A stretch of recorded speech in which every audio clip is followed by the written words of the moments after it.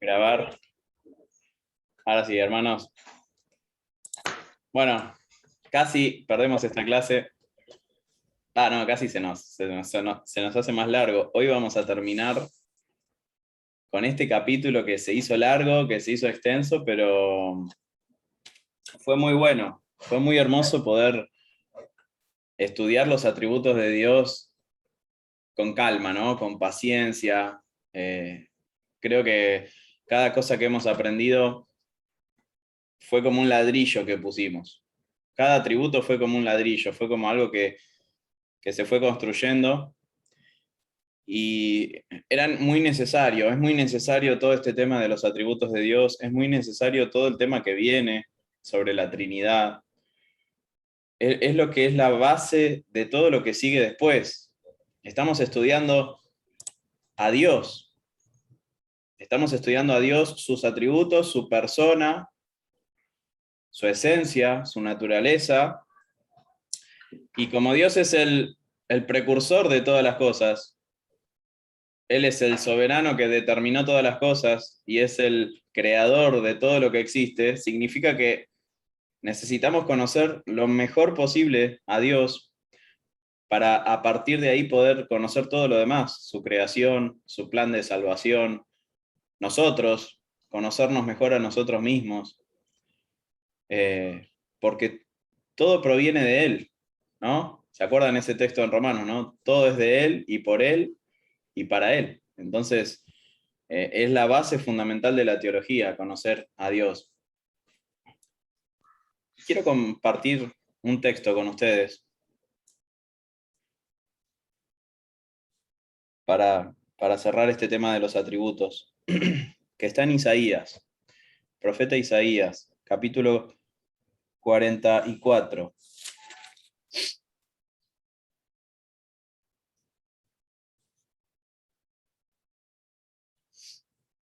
Isaías 44. Cuando lo tienen, ¿me levantan el pulgarcito?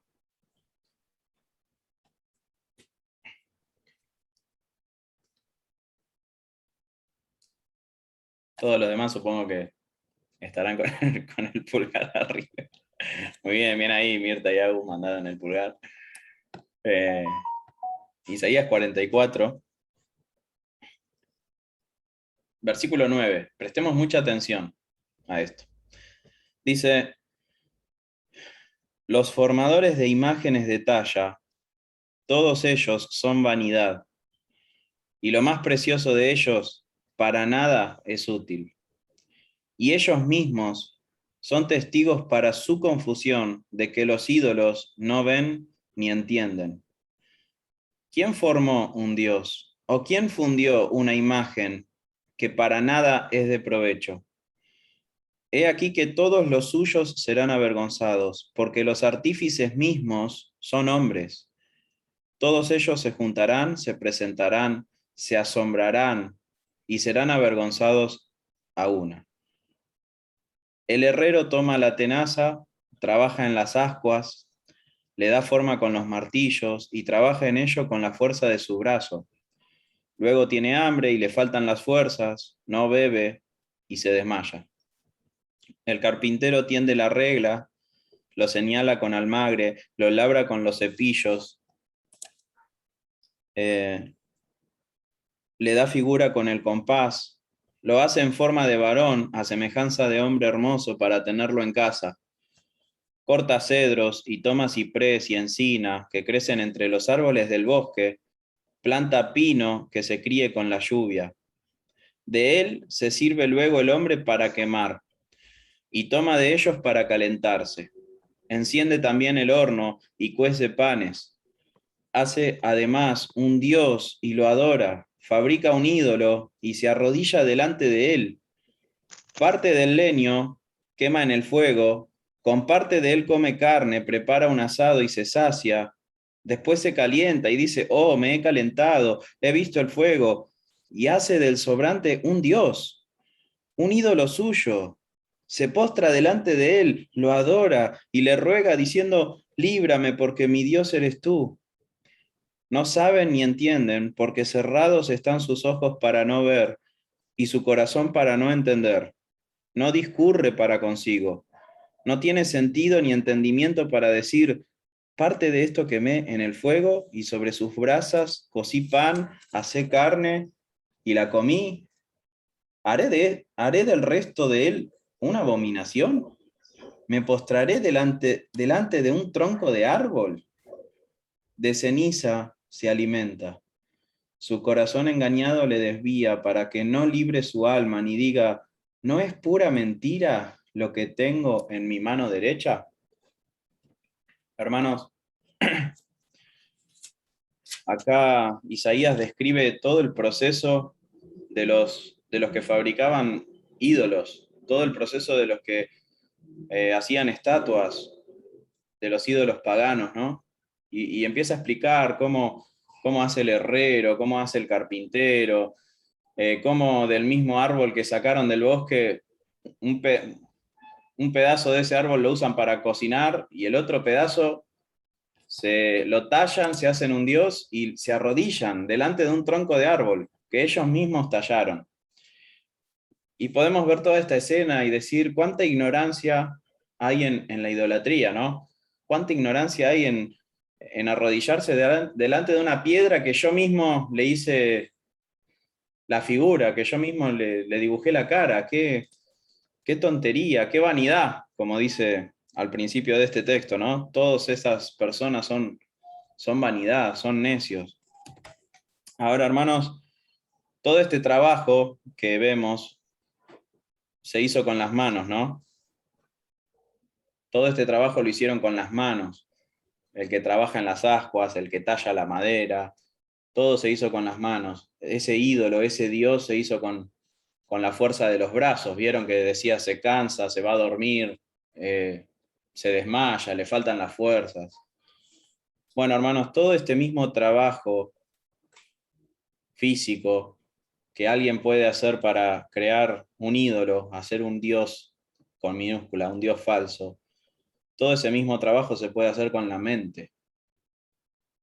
Y si yo en mi mente empiezo a diseñar un Dios como a mí me parece, a mi manera, por más que lo llame Jesucristo, por más que lo llame Espíritu Santo, por más que lo llame Dios el Padre, si es un Dios conforme a mi semejanza, si es un Dios que yo lo moldeo a mi manera y empiezo a silenciar cosas de la Biblia porque no me cierran a mí y empiezo a darle más énfasis a otras partes, yo estoy haciendo el mismo trabajo mentalmente y estoy creando un ídolo en mi mente y voy a terminar adorando a un Dios que no es el Dios de la Biblia. Tiene partes del Dios de la Biblia, es como un Frankenstein, ¿no? Es como un monstruo de Frankenstein, que yo agarré las partes que a mí me convenían y les di la vida que a mí me parecía, pero no es más que un ídolo, hermanos. Y lo que estoy diciendo no es una locura, porque el Señor Jesús nos advierte esto en Mateo capítulo 7, versículo 21, 22. Muchos me dirán en aquel día, Señor, Señor, ¿no profetizamos en tu nombre? No echamos demonios, no hicimos milagros en tu nombre. Es lo único que tenían del Dios verdadero, el nombre. Pero lo único que hicieron fue adorar un ídolo, un Dios falso que crearon en su mente. Y lo vemos mucho aún dentro del cristianismo, hermanos. Ese Dios que es solamente amor, que nunca condena el pecado, que nunca aplica justicia, que no es soberano para nada, que está a la merced de mis decisiones, que se tiene que ajustar a mi cronograma, que necesita de mi permiso para obrar, para actuar en mí mismo. Y todas esas cosas, ¿no? El Dios que no exige nada, que no demanda ningún tipo de santidad, todo eso es elaborar a un Dios que no existe con mi mente. Está bien, no me arrodillo delante de una imagen, no me voy a caminar hasta Luján para adorar a una virgen, pero puedo estar adorando a un falso Dios encerrado en mi habitación, porque lo hice yo, con mi cabecita caída, con mi corazón engañoso. por no someterme a lo que Dios reveló de sí mismo. Por eso es tan importante que conozcamos a Dios, tan importante que conozcamos en profundidad al Dios que se revela en las Escrituras, porque si empezamos a cambiar al Dios que se revela en las Escrituras, vamos a estar adorando una imagen, vamos a estar adorando a un ídolo, y eso no es otra cosa que más pecado. No hay salvación ahí, no hay redención ahí. Así que me alegro que, bueno, que todos estén dispuestos para seguir estudiando y para seguir conociendo. Se viene un tema muy complejo después, ¿no? Que es la Trinidad. Así que les pido que no se desanimen, que sigan preparando sus mentes.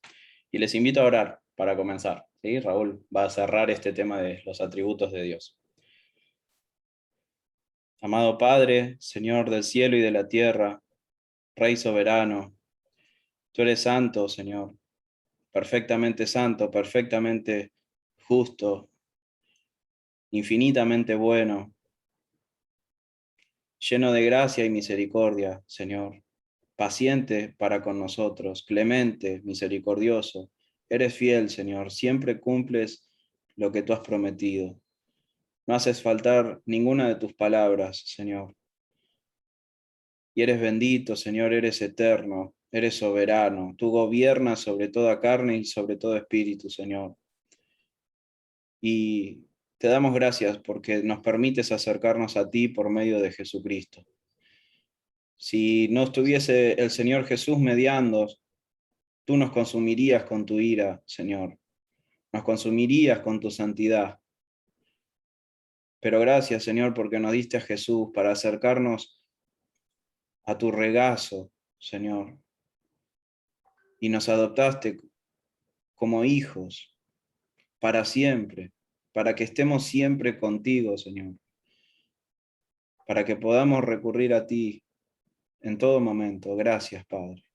Gracias, Señor Jesús, por haber venido a pagar el precio de nuestros pecados, a vivir la justicia perfecta que no podíamos vivir, Señor.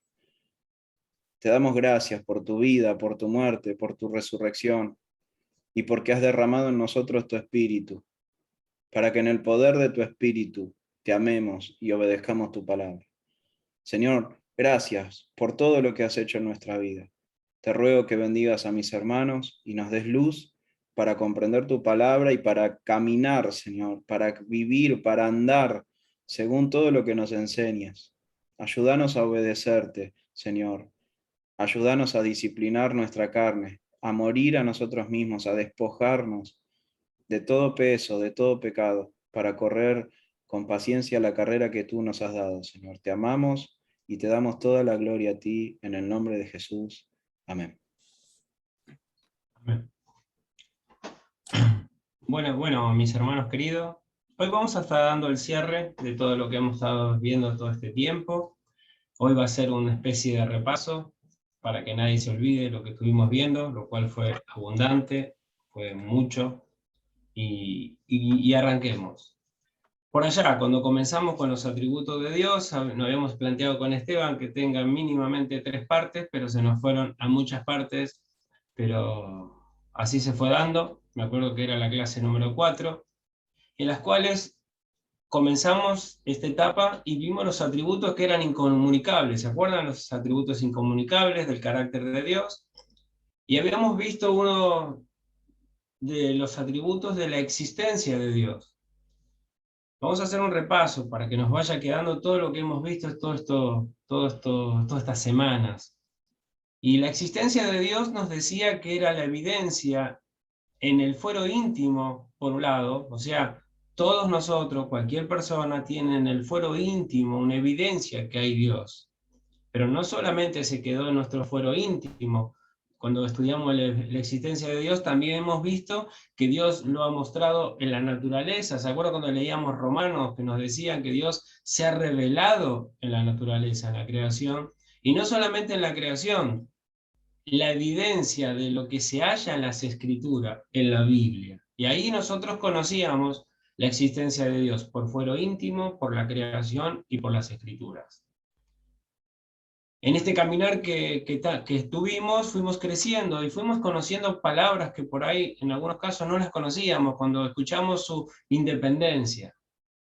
¿Se acuerdan cuando reflexionábamos sobre estos atributos que eran incomunicables? Dios es independiente. Dios no nos necesita a nosotros. ¿Se acuerdan esta frase cuando yo me acuerdo siempre Esteban dice, les duele esta parte? Cuando Esteban nos decía, Dios no nos necesita a nosotros ni al resto de la creación para nada. Pero nosotros y el resto de la creación le glorificamos y le damos gozo. No nos necesita, pero de alguna manera le damos gozo a su corazón. De alguna manera, Él permite que nosotros nos acerquemos y le damos alegría.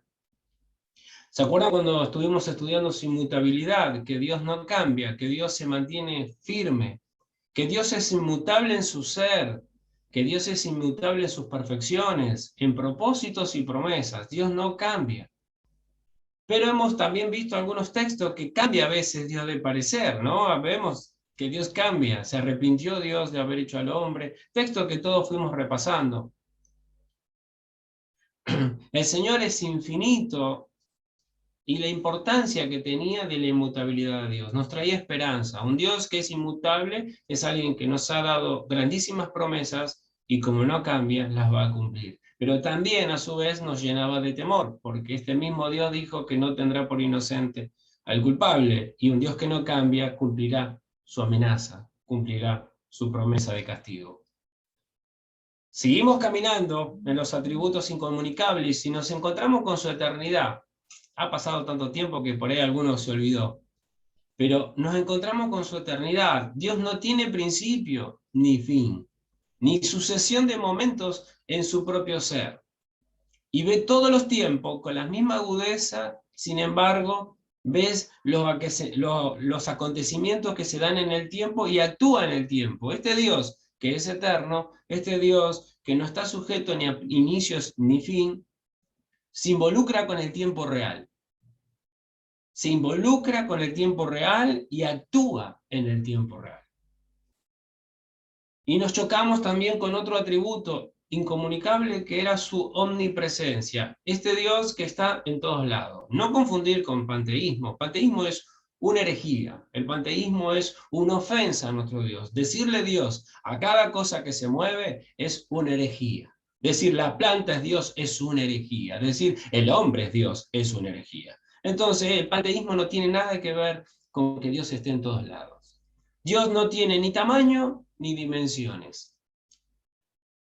Y está presente en todo punto del espacio con todo su ser, y sin embargo Dios actúa en diferentes lugares. ¿Se acuerdan que esto lo habíamos debatido y hasta no coincidíamos con algunos conceptos de Gruder? Y el último atributo incomunicable que tuvimos la oportunidad de escuchar y de analizar fue su unidad. Dios no está dividido en partes. Sin embargo, vemos diferentes atributos de Dios recalcados en ocasiones diferentes. Entonces nosotros tenemos 66 libros, en los cuales en algunos libros vemos un atributo de Él con mayor énfasis que otro. Vemos su justicia con un énfasis terrible, eso en Éxodo cuando está juzgando al pueblo egipcio. Vemos su gracia rescatando al pueblo. Vemos en otros lugares cuando Dios le manda a su pueblo jueces que lo salven.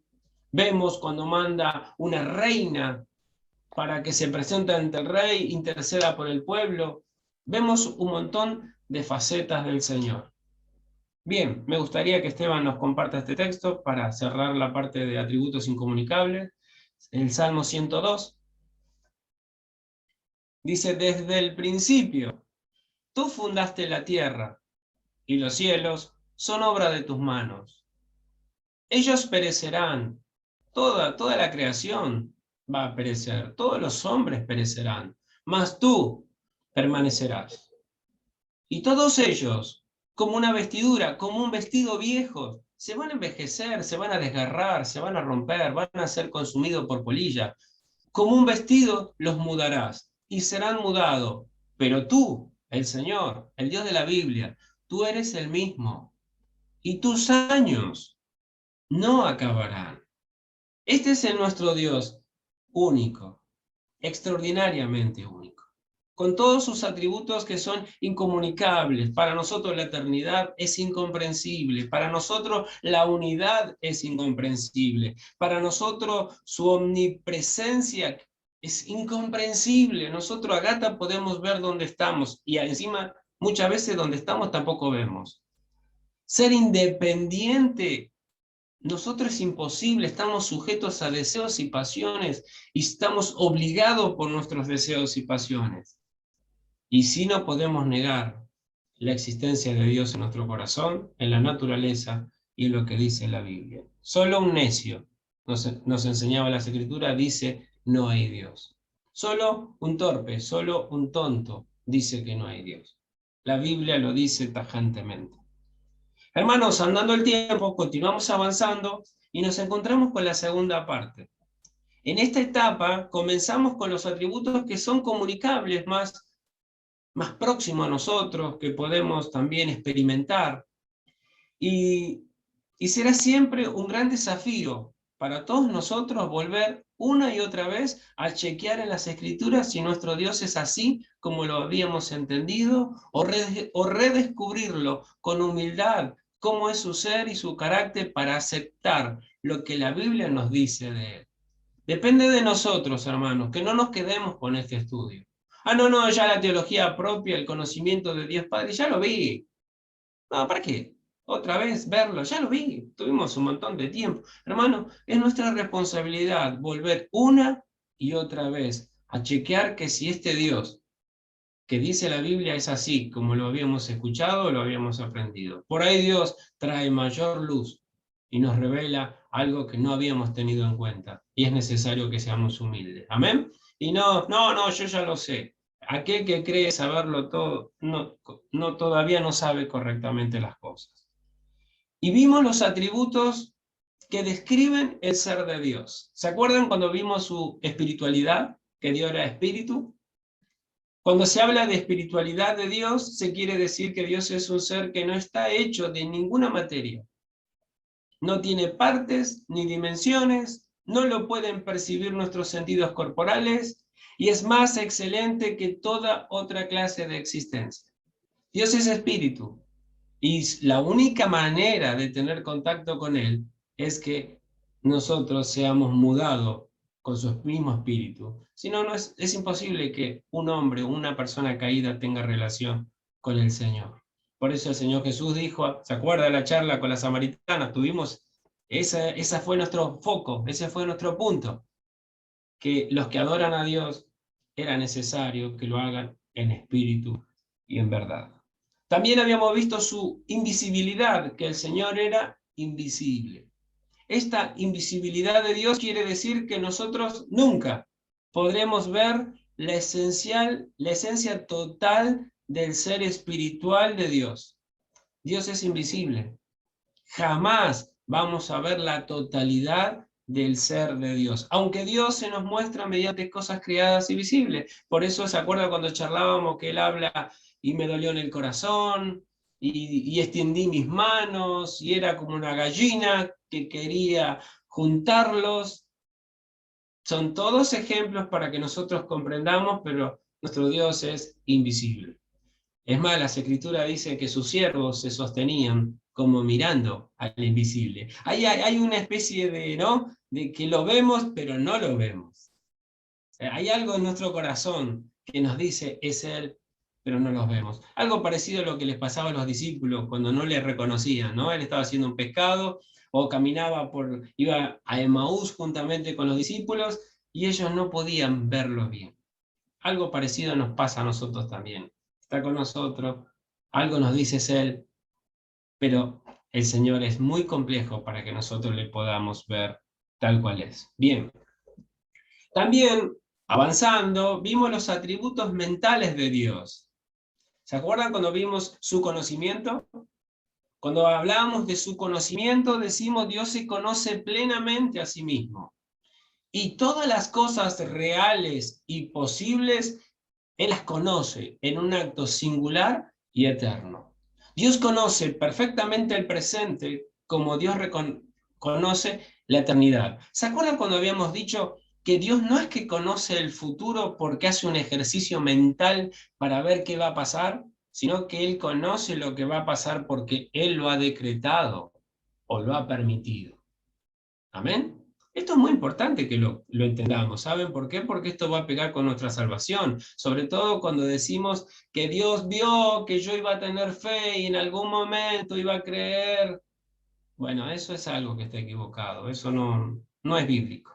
Pero bueno, sé que algunos lo creen así. Y es bueno que el Señor nos ministre y nos hable con su palabra. También no habíamos visto los atributos mentales de Dios, su sabiduría. Su sabiduría. Cuando nos referíamos a su sabiduría, decíamos que Dios quiere decir que Dios siempre escoge las mejores metas, los mejores medios hacia estas metas. Entonces, esto nos da aliento a todos nosotros, porque que Dios escoja siempre los mejores medios, nos da aliento a todos nosotros, porque si nos escogió a nosotros, Él escoge siempre los mejores medios. Amén. Para llevar gloria a su nombre, para que su nombre sea glorificado, para traer el evangelio a las personas. Dios nos usa a nosotros y toda su creación. También, avanzando, hemos visto su veracidad o su fidelidad. Y cuando veíamos estas cosas, nosotros reflexionábamos que la veracidad de Dios quiere decir que es el Dios verdadero. Como hablaba Esteban, los dioses de este mundo son falsos, son un tronco, es una locura lo que hacen. Pero no lo critiquemos, nosotros éramos iguales. Hemos recibido gracia, hemos recibido favor, hemos recibido, sí, adorábamos cuantas cosas se nos pasaban por arriba. Pero Dios, esa es la diferencia, pero Dios quiso acercarnos la luz. También, y que todo su conocimiento y palabras son a la vez verdad y normas supremas de verdad. Lo que Dios dice, Dios no está opinando. Muchas veces el cristiano cae un poco denso o cae antipático, porque cuando utiliza las palabras de Dios, no duda, no titubea. Habla con tanta convicción que el no creyente le fastidia que existe una verdad tan firme. Mayormente el inconverso se mueve en arenas movedizas de la verdad. Siempre se está hundiendo. La verdad no dura mucho, pero el cristiano tiene verdades reveladas hace 2000 años y están firmes, como el monte de Sión, que no se mueve, que permanece para siempre. Entonces el cristiano tiene la capacidad de agarrar palabras de 2000 años y decirla con fe, con firmeza, el Señor dice así. Amén. Y esto nos hace similar a los profetas cuando hablamos el Señor dice así, la palabra de Dios dice así, el Señor en tal libro dice así. No somos diferentes a los profetas, con todo obviamente el respeto a nuestros hermanos profetas. Y andando el tiempo avanzábamos y llegamos a los atributos morales. Miren, en estas últimas clases, que fueron por cierto varias, estuvimos inundados, sumergidos, abismados de los atributos morales de nuestro glorioso Dios. Con Esteban decíamos, vamos a dar 3 cada uno por clase, y fue muy difícil porque preparábamos uno y era un océano. Y nosotros, lejos de haberle contado el océano, nos ahogamos en la orilla. Perecimos en la orilla. Fracasamos en la capacidad de querer sumergirnos en Dios, pero ha sido un placer. La orilla que hemos conocido ha sido preciosa, ha sido hermosa y ha sido abundante. ¿Qué conocimos? El primer atributo moral que conocimos fue su bondad, la cual incluye su misericordia y su gracia. Abismo para todos los creyentes. Bondad, misericordia y gracia. La bondad de Dios quiere decir que Dios es la norma suprema de lo bueno y que todo lo que Dios es y hace es digno de aprobación. Él no hace injusticia a nadie. Al pecador le da su justicia. Al pecador que le perdona le da su misericordia, le da su gracia, pero a ninguno le hace injusticia. Me acuerdo que llegábamos al amor, teníamos que hablar de su amor. El amor de Dios quiere decir que Dios se da enteramente a otros. Dios nos enseñó que el que ama, da. El que ama se brinda, el que ama sirve, el que ama entrega todo por amor. lejos del amor de este mundo, que es egoísta, que está pensando en él, no me hace feliz, ya no me complace, ya no me siento no me siento completo con ella, con él. La verdad, hermanos, todo muy lindo ustedes, pero ya me aburrí de ustedes, no lo veo tan lindo como antes. No, no. El amor de Dios fue derramado sobre todos nosotros. ¿Para qué? Para que nos amemos hasta el fin. Para que nos amemos hasta la venida del Señor. Para que permanezcamos en amor. También nos encontramos con su santidad. Qué precioso atributo de nuestro Dios. Tan diferente a nosotros, tan separado del pecado, tan separado de todo lo mundano, tan separado como el mensaje de este domingo, tan separado a los deseos de los ojos, a los deseos de la carne, a la vanagloria de la vida. Él todo es santo. Y la santidad de Dios quiere decir que Él está separado del pecado y dedicado a buscar su propio honor. También, hermanos, estudiamos su rectitud y su justicia. La rectitud de Dios es el concepto de que el Señor siempre actúa de acuerdo a lo que es correcto. Y es en sí mismo la norma suprema de lo que es recto. Él es la regla. ¿Se acuerdan cuando Esteban nos decía que él nos saca una regla para medir? ¿Se acuerdan del ejemplo? Él nos saca una regla para medir. Él es la regla. Él te mide. No, por eso muchas veces pecamos entre nosotros cuando nos medimos entre nosotros. ¿Y saben qué, hermanos? El Señor no nos llamó para que nos midamos entre nosotros. Nos llamó a que nos midamos con Jesús.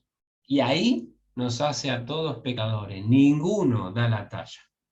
Y ahí todos bajamos la cabeza y decimos, bueno, no hay ningún atributo bueno en nosotros, todo por gracia, y otra vez nos enfocamos correctamente en el Evangelio. Amén. Nos amamos unos a otros y servimos al Señor y le adoramos por su justicia. Vimos su celo santo.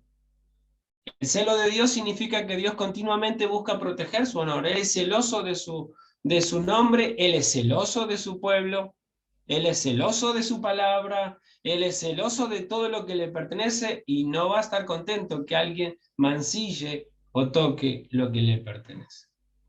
Incluyéndonos a nosotros, hermano. Debemos cuidar lo que es de Dios. Vimos su ira santa, la ira de Dios significa que Él aborrece intensamente el pecado. Y la semana pasada estuvimos viendo los atributos de propósito. Los atributos de propósito que tienen que ver con su voluntad, que tienen que ver con su poder, y el hermano Esteban nos mostraba la gloriosa soberanía de Dios. Dios es Señor de todo lo que está en el cielo y en la tierra y debajo de ella. El Señor es el dueño de todo, aún del diablo. Yo sé que a algunos evangélicos les encanta darle un poder sobrenatural al diablo. No tiene más poder que el que nuestro Dios le ha dado. No tiene más poder que eso. Y debemos comprenderlo. No es para que nosotros salgamos a decirme, oíme bien Satanás, ni te piso, te ato, te tiro, nada de eso. La Biblia no nos autoriza a decir nada de esas cosas. Debemos ser respetuosos con las potencias celestiales que son estos ángeles. Debemos ser respetuosos y someternos a Dios para que Satanás huya de nosotros. Amén. Bien, en estos atributos de propósito vimos la voluntad secreta y revelada. ¿Se acuerdan que lo estuvimos reflexionando con el hermano Esteban? La voluntad de Dios es el atributo por el que Dios aprueba y determina toda acción. Y también hemos visto la omnipotencia de Dios. ¿Qué significa omnipotencia? Su poder, su soberanía. Esteban nos decía de qué le sirve a este Dios querer hacer tantas cosas y no tenga el poder, la potencia para llevarlo a cabo. Lo hace un Dios débil. Bueno, muchos arminianos, muchos hermanos nuestros que no comprenden la soberanía de Dios hacen un Dios débil, porque dicen Dios quiere salvar a todos, pero no sé por qué, es débil y no puede salvar a todos. No sé cómo pueden armonizar esos textos. Hacen un Dios débil, un Dios que quiere cosas, pero no puede hacerlas. No, Él dice en la Biblia que Él quiere que nadie se pierda. Y vos le preguntás la pregunta más fácil, ¿y se pierden? Sí, se pierden, pero Él no quiere que se pierdan. Y si no quiere, ¿por qué se pierden? Entonces tienen un Dios débil, que quiere cosas, pero no puede llevarla a cabo. Nosotros creemos que es un Dios todopoderoso, lo que Él quiere hacer, lo hace. El tema es que nosotros no sabemos si Él quiere salvar a alguien o no. Pero al que quiere salvar, Dios es poderoso para salvar. Y nadie le va a decir qué haces. ¡Ey, ey! ¿Qué haces? ¿Quién le podrá decir al Señor qué haces? Muy bien. Y en esta noche, hermanos, estaremos viendo el resumen de sus atributos, que es lo mismo que decir Dios es perfección, Dios es bendición y Dios es belleza. Podríamos decir que estos tres atributos que vamos a ver en esta noche, muy rápidamente, es el resumen de todo lo que venimos viendo. Podríamos decir que Dios es perfecto, perfecto en santidad. Y ahora lo vamos a estar viendo. Perfecto en bendición, perfecto en belleza.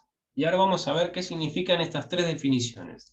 Bueno, Gruden nos dice de la perfección de Dios que la perfección de Dios en la página 99 del libro que estamos estudiando, Gruden nos dice, la perfección de Dios quiere decir que Dios posee por completo todas las cualidades de excelencia y no le falta ninguna parte de ninguna cualidad que sería deseable para él.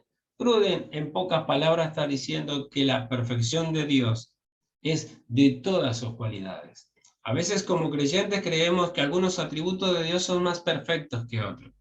No, no, no, no. Que lo hayamos visto por separado no significa que todos están entrelazados, juntos, y todos sus atributos son perfectos.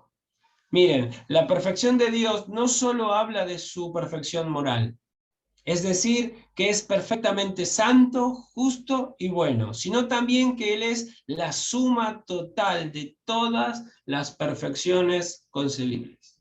Él es la suma total de todas las perfecciones. Miren lo que dice Bavinck, y él nos ilustra un modo muy útil y nos dice lo que significa que Dios sea perfecto. Presta atención. Bavinck nos dice, una criatura es perfecta en su especie y en su forma de criatura finita, cuando la idea que es su norma se realiza por completo en ella. O sea, una criatura es perfecta cuando cumple su rol para lo cual fue diseñado. Y él dice de manera similar, Dios es perfecto, puesto que la idea de Dios corresponde del todo con su ser y su naturaleza.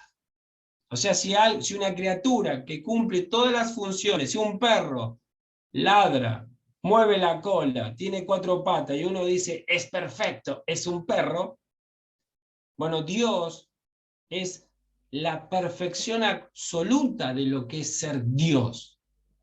Es lo que es ser soberano, lo que es ser un señor. Bavinck nos va a decir algo más.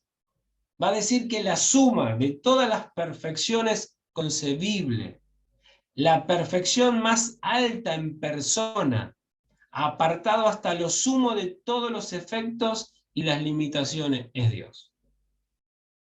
Hermano, no existe perfección, solo es Dios. Él es la perfección. El hombre busca esto y si se dieran cuenta, yo conozco mucha gente de trabajo, sobre todo en el trabajo, que busca la perfección.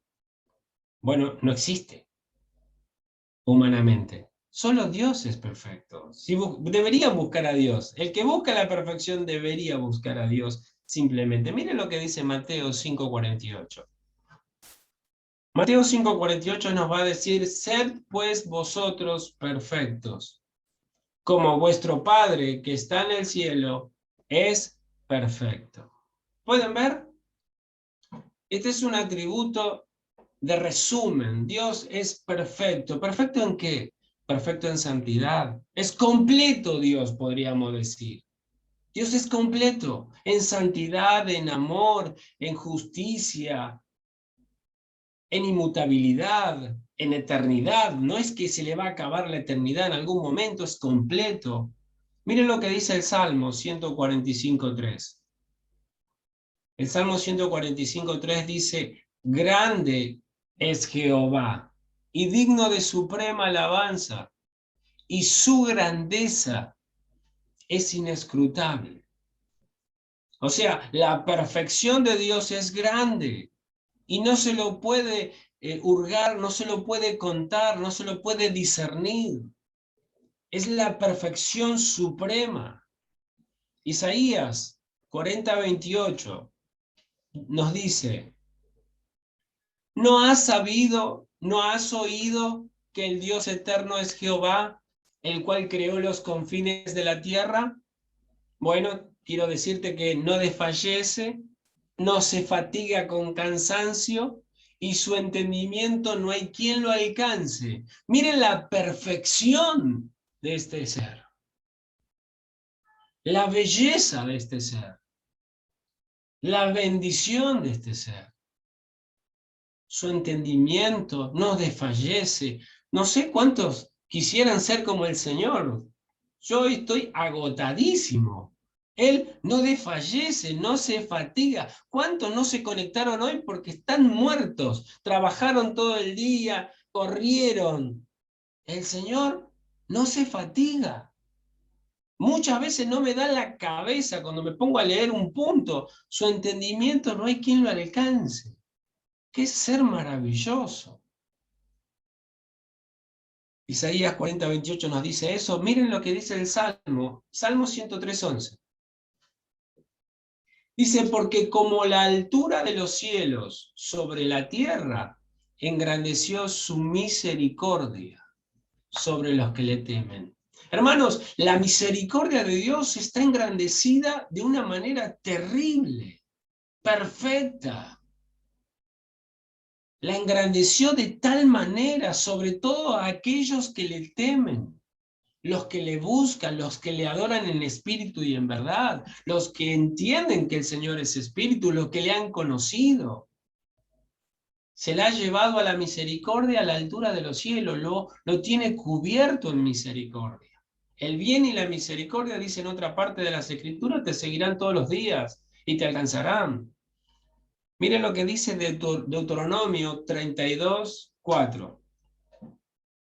Él es la roca, Él es la perfección en firmeza. Él es la roca cuya obra es perfecta. Porque todos sus caminos son rectitud. Dios de verdad y sin ninguna iniquidad en Él. Es justo y recto. Esta es una definición para tener un cuadro en nuestros hogares del Señor. Esta es una definición maravillosa. Él es roca, cuya obra es perfecta. Hermanos, tú vas camino a hacer una obra perfecta de Él. Vas camino, aunque yo sé que yo me miro a mí y digo, de mí, sí, de ti. El Señor es firme como una roca para hacer que su obra sea perfecta. Todos sus caminos son rectitud, es un Dios de verdad y ninguna iniquidad hay en Él. Es justo y es recto. Todo lo va a hacer rectamente, todo lo va a hacer justamente. Amén.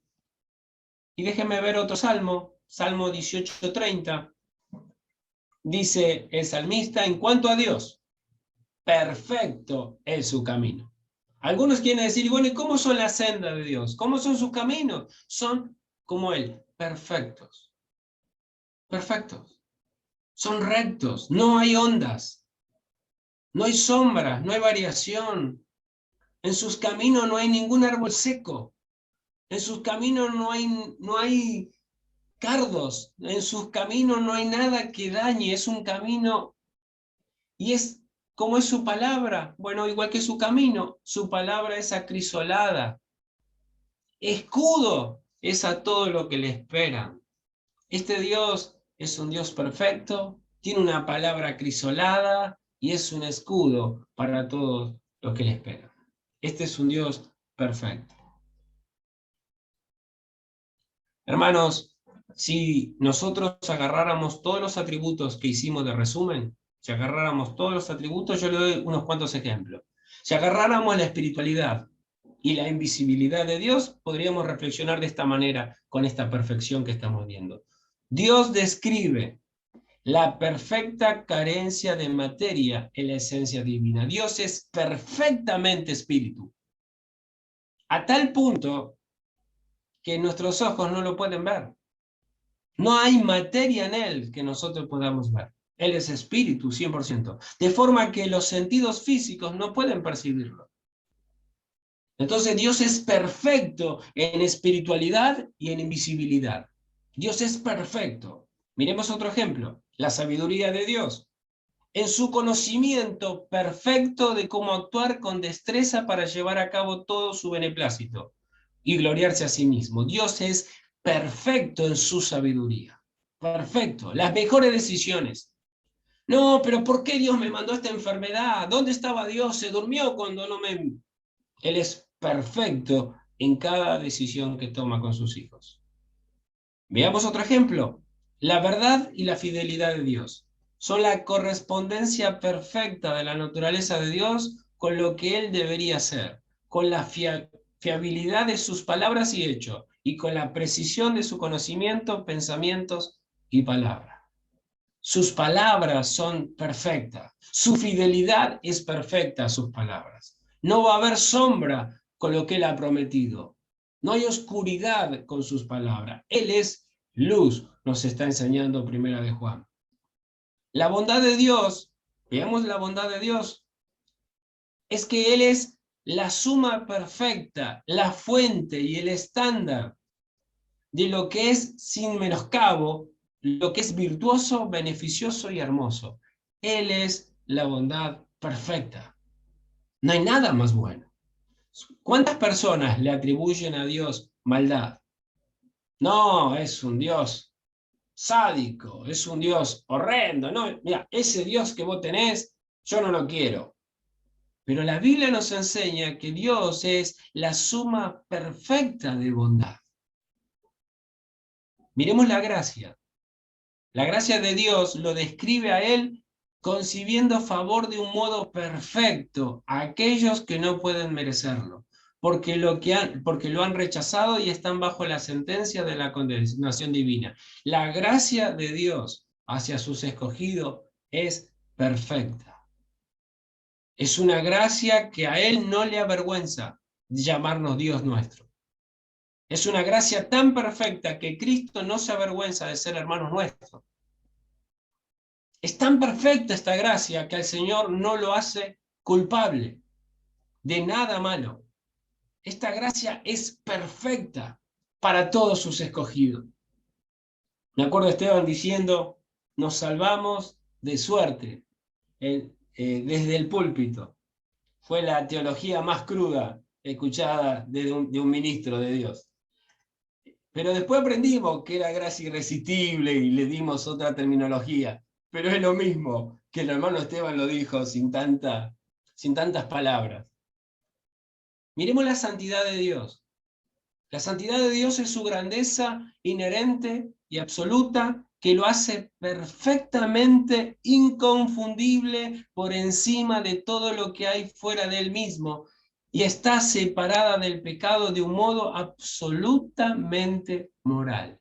Dios es perfectamente santo. En él no hay ninguna manchita de nada raro. Él es perfecto y diferente a todo lo creado. El Señor le dijo en el Salmo, ¿pensabas que era como tú? No, no soy como tú. La misericordia divina, miremos, pensemos también, describe la perfecta y profunda compasión que Dios siente por sus criaturas. Y por último, la justicia de Dios. La justicia de Dios es perfecta y absoluta en y hacia sí mismo, en su prevención de cualquier violación de la justicia de su carácter. Él es perfecto defendiendo sus leyes. Él es perfecto defendiendo todo lo que le ofende. Él es perfecto, no tendrá por inocente el culpable. Él, cuando corrija los actos de justicia, lo aplicará con perfección, a tal punto que la Biblia nos enseña que toda boca se cerrará. No habrá argumentos, no habrá quejas ante la sentencia de este Dios perfecto. Será tan contundente lo que Dios va a decir con su boca, que toda criatura quedará muda delante de él. Miremos, hermanos, eso es la perfección de Dios, el resumen de perfección. Miremos la bendición. Grudem nos dice en la página 99 que la bendición de Dios quiere decir que Dios se deleita plenamente en sí mismo y en todo lo que refleja su carácter. Todo lo que refleja su carácter. Miren lo que dice 1 de Timoteo 6:15. Vamos a estar viendo la bendición de Dios. Ya hemos visto la perfección, ahora veamos su bendición. Dice, la cual a su tiempo mostrará el bienaventurado. Mostrará el bienaventurado y solo soberano. Me gusta la palabra solo. Solo soberano. Rey de reyes y Señor de señores. El Señor en su momento mostrará el bienaventurado. Hermano, el bien tiene nombre y tiene rostro. Es Jesús. No hay mayor bien para la humanidad. No hay mayor bien para nosotros. No hay mayor bien para la creación. El cual a su tiempo mostrará el bienaventurado y solo soberano, Rey de reyes y Señor de señores. Mire lo que dice en 1 de Timoteo 1:11. 1 de Timoteo 1:11 dice, según el glorioso evangelio del Dios bendito, según el glorioso evangelio del Dios bendito, que a mí me ha sido encomendado. Este Dios bendito, esa palabra bienaventurado, más que dichoso, más contento que cualquier ser humano que esté en la tierra, es una persona bendita. Bueno, Dios es el ser más feliz que existe en este mundo. Dios es el ser más contento que puede existir. Nosotros somos y estamos recontra amargados. Dios no. Dios es bendito, Él es feliz. La palabra que leemos en estos textos que hemos leído no es eulógetos, que significa bendito como las traducciones nos han dado, bendito, sino que es Macarios, que significa feliz. Y podemos leer una y otra vez la definición, y podríamos leer este texto y decir, según el glorioso evangelio del Dios feliz, del Dios contento, que a mí me ha sido encomendado, Macarios, bendito, es feliz. Hermanos, no hay ser más feliz. ¿No te gusta andar con alguien que está feliz? A nadie le gustan los amargados, ¿saben ustedes eso? Cuando alguien viene y empieza a contar mucho sus problemas, uno ya lo mira, se va para otra punta, vuelve para allá. Dios es feliz. Dios es bendito. Miren, esto nos dice que Dios es perfectamente feliz, que tiene plenitud de gozo en sí mismo. Yo no sé ustedes, hablo de mí. Muchas veces me quedo solo y no estoy muy contento conmigo mismo. Me agarra una angustia. Pero Dios no. Dios nunca está triste consigo mismo. Esto es tremendo, ya que ninguna criatura tiene esta perfección de felicidad. ¿Quién tiene esta perfección de felicidad? Solo Dios. ¿Quién puede estar en un barco que se está hundiendo y durmiendo? Hermano, ¿quién? ¿Quién puede estar en un féretro que va pasando y acercarse con una paz? ¿Quién puede? Solo Dios. Y este Dios se deleita en su creación cuando su creación refleja su propia excelencia. Cuando su creación muestra su excelencia. Mire lo que dice Génesis 1:31. Dice, y vio Dios todo lo que había hecho, y he aquí que era bueno en gran manera. Y fue la tarde y la mañana del día sexto. Vemos que Dios se deleita en su creación cuando su creación refleja su carácter. ¿Cómo era todo? Bueno. ¿Cómo es Dios? Bueno. Bendito. Feliz. Entonces, cuando su creación refleja su carácter, Él lo ve de esta manera. Mire lo que dice Isaías 62:5. Muy buen ejemplo de Isaías 62:5. Pues como el joven se desposa con la virgen, o sea, se comprometen, se desposarán contigo tus hijos. Y como el gozo del esposo con la esposa, así se gozará contigo el Dios tuyo. Bueno, este texto es maravilloso. Maravilloso. El Señor nos está diciendo que así como un joven se compromete con la novia y después no solo se compromete, se casa con con la esposa, son esposo y esposa, de esa manera así se gozará contigo el Señor. Hermanos, el Señor realmente tiene una relación con su iglesia de amor, de alegría. Él no es como yo que dice, oh, ¿qué cocinaste hoy? Otra vez esto. No, no, él no está malhumorado con su esposa. Él no está enojado con su esposa. Ojalá pudiéramos imitar al Señor en eso, hermanos. Ojalá. Él no está malhumorado, él está gozoso de su esposa. Él la ama tanto que sabe que la va a hacer perfecta. Él sabe que la va a cambiar. ¿Y cómo lo hace? Con gozo. ¿No dice la Biblia que tenía el gozo puesto delante de él? Mirando a su esposa, se sentía feliz. Proverbio 8:30 y 31. Está hablando de la sabiduría, está hablando del Señor, acá se mezcla un poquito la Trinidad. Dice, con él estaba yo ordenándolo todo, y era su delicia de día en día, teniendo solaz delante de él en todo tiempo. Me regocijo en la parte habitable de su tierra, y mis delicias son con los hijos de los hombres. Hermanos, este es un Dios feliz, bendito, lleno de gracia, de misericordia, que viene a traer luz y bendición al pueblo. ¿Se acuerdan cuando dijo ciudades que se vio en ti gran luz? El Señor trajo bendición. Se quedaba hasta horas de la noche sanando hasta el último enfermo, porque Él trajo paz, trajo sanidad, trajo limpieza, trajo bendición a su pueblo. Su pueblo estaba sin palabra, triste, agobiado, hacían mercadería de ellos, le vendían la oveja a no sé qué precio, y este Señor vino a liberarlos, a limpiarlos, a enseñarles la palabra. Dice la Biblia que ellos decían, nunca nadie nos ha enseñado así. No es como los fariseos. Él tiene autoridad con lo que dice. Y unos decían, no, no, es malo, pero otros decían, no, no, Él es bueno. Él es bueno. Mire lo que dice Sofonías 3:17. Sofonías 3:17. Dice, Jehová está en medio de ti, poderoso.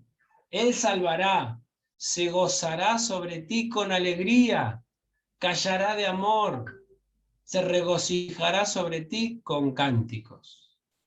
Hermanos, Él trae la alegría a tu vida. A veces creemos que nosotros estamos contentos. Es el Señor cuando nos cubre con su gozo, nos cubre con su alegría. A veces sentimos que le robamos sus atributos y nos pertenecen a nosotros. No, cada vez que disfrutamos sus atributos es el Señor que nos envuelve en Él, que nos abraza. Dice el Señor, si no me equivoco, es el libro de Oseas, cuando le dice, te encontré en tu sangre, te vi, estabas fea, estabas horrible, pero te di mi hermosura y pensaste que eras por ti. Es terrible ese libro. El Señor nos ha hecho hermosos y empezamos a galantear para otros lados. Si nos puso lindo, es porque Él está con nosotros, hermanos. Miren qué nos dice Gruden. Gruden nos regala esta hermosa reflexión. Nosotros somos benditos como Dios cuando hallamos deleite y dicha en todo lo que agrada a Dios, tanto en los aspectos de nuestra vida que agradan a Dios como en las obras de otros. Es más, cuando estamos agradecidos y nos deleitamos por la manera específica en que Dios nos ha creado como individuos, también somos benditos. Somos benditos como Dios al regocijarnos en la creación conforme ella refleja varios aspectos del excelente carácter de Dios. Hallamos nuestra mayor bienaventuranza, hallamos nuestra mayor alegría, nuestra mayor felicidad al deleitarnos en la fuente de todas las buenas cualidades, que es Dios mismo. Hermanos, ¿quieres ser feliz? La Biblia nos enseña, deleítate a sí mismo en Jehová, y Él te concederá las peticiones de tu corazón. Acá está la clave. ¿Es Dios nuestro gozo? ¿Es Dios nuestra alegría? ¿O una serie nos hace más feliz que nuestro Dios? Una película, tirarnos no sé. Hermanos, debemos pensar estas cosas. Bien, hemos visto su perfección, hemos visto su bendición, veamos por último su belleza. Su belleza. Página 10, página 100. ¿Se dieron cuenta que llevamos 100 páginas? Impresionante. Los felicito, mis hermanos. 100 páginas. Gruden nos da esta definición de la belleza de Dios. Dice, la belleza de Dios es ese atributo de Dios por el cual Él es la suma de todas las cualidades deseables. Y acá estamos en un punto crítico, porque acá donde está tu tesoro, allí va a estar tu corazón. Vamos a ver qué para vos es belleza. Este atributo de Dios se relaciona especialmente con la perfección de Dios. ¿Qué queremos decir con la perfección? Quiere decir que a Dios no le falta nada deseable. ¿Alguien se aburre de Dios? Porque a Él siempre está deseable. Me hace acordar a la tsunamita, ¿no? En la que le dijo, ¿han visto a mi amado? No, no sé, ¿cómo es tu amado? Mirá, es así, es alto, más sí, él es todo deseable. En resumen, Él es deseable, mi amado. Después que se lo describieron, las muchachas dijeron, te ayudamos a buscarlo, queremos conocer a ese que es tan deseable. Bien, nos recuerda que todos nuestros deseos buenos y justos, todos los deseos que realmente deben estar en nosotros o en cualquier otra criatura, hallan su suprema realización en Dios y en nadie más. Hermanos, muchas veces me ha pasado que San Lorenzo me fue demasiado deseable. O cualquier otra cosa me fue demasiado deseable. Miren lo que nos dice C.S. Lewis, y yo lo voy a parafrasear. Dice que el problema humano no es que deseemos mucho. El problema humano no es que deseemos mucho, dice Lewis. En realidad es que deseamos muy poco.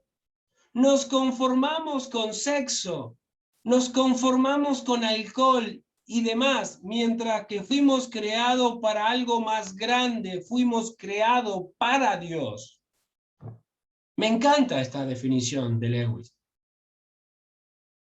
Nos conformamos con muy poco, nos quedamos jugando con un plato de lenteja, igual que Esaú, cuando era Dios el manjar. Muchas veces nos quedamos con la margarita cuando Dios es la rosa de Sarón. Siempre nos quedamos con pavada. Me hace acordar a mis hijos cuando le compraba un juguete re caro y se quedaba con el blister. Y al juguete lo tiraba. Yo si sabía eso, esperaba que alguien compre, tira el blister y le traía el blister vacío. Me ahorraba unos pesos. Pero muchas veces somos iguales. Por cualquier cosa, nosotros estamos cambiando a Dios. Miren, hermano, veamos la adoración como belleza. Solo adoramos, hermanos, solo adoramos verdaderamente aquello que disfrutamos profundamente. Adorar a Dios es precisamente lo que el salmista nos recuerda, contemplar su hermosura. La adoración dominical de nuestros domingos y diarias son transformadas cuando nuestros ojos son abiertos a la gracia de la belleza de Dios. La adoración es un deber placentero y no se trata de mí, se trata de Dios. Es que tus ojos han visto que Dios es hermoso. Hay belleza en Él. No es un culto de, dicen palabritas, bueno, ya está, terminaron, me voy. No, no, no, no. Hubo belleza en la adoración. Miren, la tentación y la belleza. De igual manera, la gracia de la belleza de Dios es extremadamente útil en medio de nuestras tentaciones. La forma de vencer la tentación es a través de un nuevo afecto, como lo llamarían los puritanos. Hermanos, necesitamos un nuevo afecto y Dios tiene que ser nuestro mayor afecto para que dejemos nuestros pecados. Lo atractivo de la sexualidad ilícita, el poder del dinero mal habido o el placer de la venganza injusta se opacan cuando es comparado con la supremacía de la belleza de Cristo. Hermanos, Mateo le gustaba la plata como a cualquier otro judío. Estaba sentado en un banco hasta que vio caminando la belleza misma y dejó sus negocios. Igual que los pescadores, amaban la pesca, vivían de la pesca, tenían negocio en la pesca, pero pasó la belleza misma por la playa. Y no pude, ¿qué hago con esto? ¿Para qué quiero estas redes? Se fueron detrás de la belleza. La tentación es vencida no por nuestra fortaleza, sino por la belleza de Cristo. Cuando Cristo sea más hermoso en nuestro corazón, el pecado será, no quiero eso, no me vengas con chaucha. Es como cuando tenés un auto muy bueno y te vienen a dar ese auto que lo dejaste hace 20 años atrás porque no entra la palanca de cambio, todo roto. No me vengas a dar eso. He podido mirar, practicar, disfrutar la belleza verdadera. Miren, miremos la esperanza y la belleza. Por último, pero no menos importante, la belleza de Dios transforma nuestra esperanza. Si no soy capaz de ver la belleza de Cristo, mi esperanza será pequeña. ¿Qué anhelo podría hacerme viajar a un lugar triste y oscuro? Hermanos, la esperanza de que Cristo venga a buscarnos o nuestro encuentro con Él, si realmente Cristo no es la belleza, dice Isaías, que el Señor está sin atractivo para que le deseemos. Está como escondida su belleza, pero cuando Él abre el velo y nos deja ver su belleza, quedamos enamorados de Él. Enamorado de Jesús, enamorado, y nos encanta cantar esos coros. ¿Qué anhelo podría hacerme viajar a un lugar triste y oscuro? Pero si he recibido la gracia de ver la belleza de Jesús, mi esperanza será grande y viva. El anhelo por verle, estar con Él y disfrutar de su presencia, avivará la flama, avivará el fuego de mi esperanza. De un día de recibir su abrazo, de verle su sonrisa, de escuchar sus palabras de gracia, la esperanza se fortalece al conocer la belleza de Dios. Hermano, es una belleza esperar al Señor. Yo me acuerdo cuando me estaba por casar, no hay mejor ejemplo. La belleza que uno está esperando ver, contemplar, acercarse, amar, no es diferente, no por nada el apóstol Pablo, este misterio, yo hablo de la esposa y el marido, más yo digo esto de Cristo y la iglesia, hay un misterio similar. Miren lo que dice el Salmo 27:4.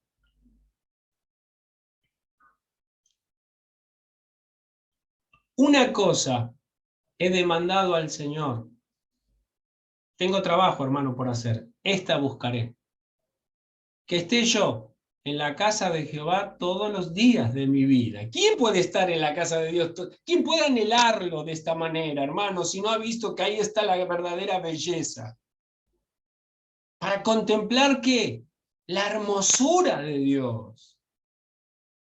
Y para inquirir en su templo, hermano, Dios es precioso, es hermoso. Nos acercamos a ver lo más divino. Miren lo que dice el Salmo 73:25. Con este texto voy a estar terminando. Voy a leer del 25 al 28. Dice el salmista: ¿a quién tengo yo en los cielos sino a ti? Y fuera de ti, nada deseo en la tierra. Mi carne y mi corazón desfallecen, mas la roca de mi corazón y mi porción es Dios para siempre. Porque he aquí, los que se alejan de ti, los que no te aman, los que no ven belleza en ti, perecerán. Tú destruirás a todo aquel que de ti se aparta. Pero en cuanto a mí, el acercarme a Dios es el bien. He puesto en Jehová el Señor mi esperanza para contar todas tus obras. Hermanos, el Señor es perfección, el Señor es bendición y el Señor es belleza. Podríamos resumir todos estos atributos en una oración hermosa. Señor, gracias, eres perfecto en todos tus atributos. Eres feliz en todos tus atributos. Y eres belleza en todos tus atributos. Amén. El Señor les bendiga, mis hermanos. Cerramos los atributos del Señor y no ha terminado todo porque seguimos en la teología propia, pero viene la Trinidad con la ayuda de Dios. Bueno, amén, hermanos. Muy bien, hemos terminado este gran capítulo que son los atributos de Dios. Espero que nos haya quedado un panorama en la cabeza, que podamos seguir meditando en los atributos del Señor, porque uno de esos atributos que vimos es que Él es infinito. Él no tiene fin. Todos sus atributos son infinitos, entonces tenemos mucha tela para cortar y cuando lleguemos al final vamos a decir, solamente conozco los bordes, ¿no? Quería terminar este capítulo con una imagen, con esta imagen.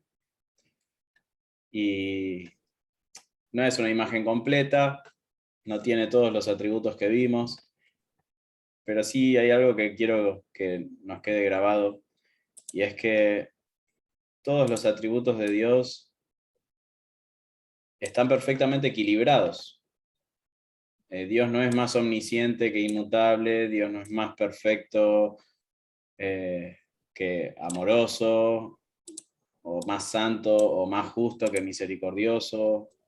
Podríamos ver todos los atributos que vimos de Dios, ponerlos así, colocarlos uno al lado del otro, alrededor de lo que Dios es, y entender que Dios no anula ninguno de sus atributos para manifestar otros. Dios no anula su misericordia para manifestar su justicia. Dios no termina su gracia para manifestar su santidad, su ira, ¿no? Fíjense, hermanos, en el mismo acto que Dios está derramando su ira en su Hijo, en ese mismo acto en el que Jesucristo está recibiendo la ira de Dios, en ese mismo acto nosotros estamos recibiendo la gracia de Dios. ¿Lo puede ver? En ese mismo acto donde Dios está manifestando su santidad y justicia, al mismo tiempo está manifestando su misericordia, su gracia. Y así podríamos ver con cada atributo. Yo solamente nos dejo esta reflexión, que tengamos mucho temor cuando hablamos de Dios, no sea que opaquemos cosas que Dios no quiere que opaquemos, y dejemos solamente arriba del escenario ciertas cosas de Dios y no todo lo que Dios es. ¿Por qué, hermanos? Porque Dios se glorifica en cada uno de sus atributos. Dios no necesita nuestra ayuda. Él no necesita que nosotros mejoremos su imagen. Nosotros no somos los community managers de Dios, que venimos a representarlo y hacerlo quedar bien. Él no necesita de nosotros para quedar bien. cada atributo de Dios le trae gloria a Dios. Una gloria que si nosotros empezamos a mutilar esos atributos de Dios para caerle bien al hombre pecador, hermanos, vamos a presentarle a un Dios que no existe. Le vamos a presentar un ídolo y no al Dios verdadero, ¿sí? Como hablábamos al principio. Así que quería que nos quede una imagen así en nuestra mente sobre los atributos de Dios. Vamos a terminar. Voy a salir de acá. Y quería pedirle a nuestro hermano José Recalde, si podés orar para terminar este capítulo. Amén. Padre Santo, Padre bueno, te damos gracias, Padre, porque nos permites a nosotros, como tú dices en tu palabra, que tú revelas a los que quieres. No estás revelando lo que tú eres, Señor, para que vivamos bajo tu temor, bajo tu perfecta voluntad.